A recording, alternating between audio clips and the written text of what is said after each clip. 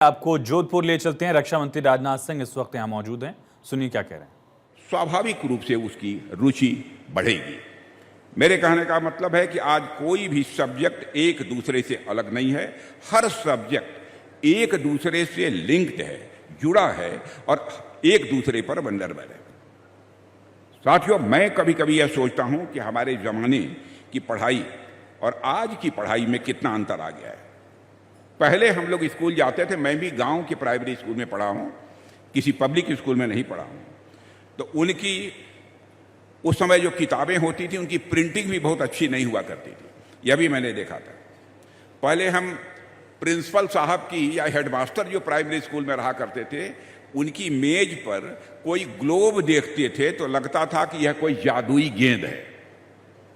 Globe देखते थे हम लोग बच्चे थे तो लगता था कोई जादुई गेंद है, जो बिरले लोगों के ही पास होती होगी, यह धारणा हम लोगों की थी। आज के बच्चों को देखता हूं तो हर कक्षा में ग्लोब घूमता हुआ नजर आता है। बच्चे उस पर हाथ फेर कर बतला सकते हैं कौन द्वीप, कौन महाद्वीप और कौन देश कहां पर स्थित है। इसकी जानकारी आज के बच्चों को स्वाभाविक रूप से हो जाती है। अब यह सब सारी बातें आम हो गई हैं।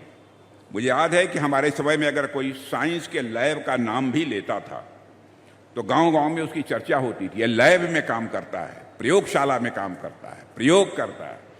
जैसे कोई अजायब घर हो, लैब हो चाहे अजायब घर हो, इसमें कितने इतने शीशे हैं, कितने शीशे की बॉटल्स हैं। केमिस्ट्री का जब एक्सपेरिमेंट होता है तो आप जानते हैं बॉटल में बहुत सारे केमिकल्स रखे रहते हैं।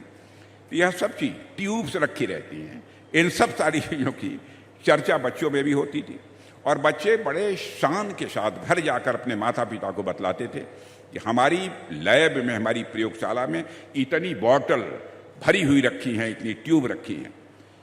और उन इक्विपमेंट से परीक्षण भी होता है। या तो हम लोग छोटे बच्चे थे तो कभी सोच भी नहीं सकते थे, लेकिन आज तो हर स्कूल में लैब है और आज बिना लैब के तो स्कूल की शिक्षा पूरी हो ही नहीं सकती है, जहां तक मैं समझता हूं। और यह जो बदलाव हम सब साथियों देख रहे हैं, इसके पीछे दशकों की मेहनत इसके लिए जिम्मेदार है। लेकिन बीते कुछ वर्षों में शिक्षा के क्षेत्र में हमें और भी परिवर्तन देखने को मिले हैं। हमारे ज़माने में कोई एक किताब हमें ढूंढनी होती थी, हम पहले अपने आसपास के लोगों से मांगते थे। आपके पास भी नहीं मिली तो अपनी लाइब्रेरी में हम जाते थे। लेकिन आजकल हमारे बच्चे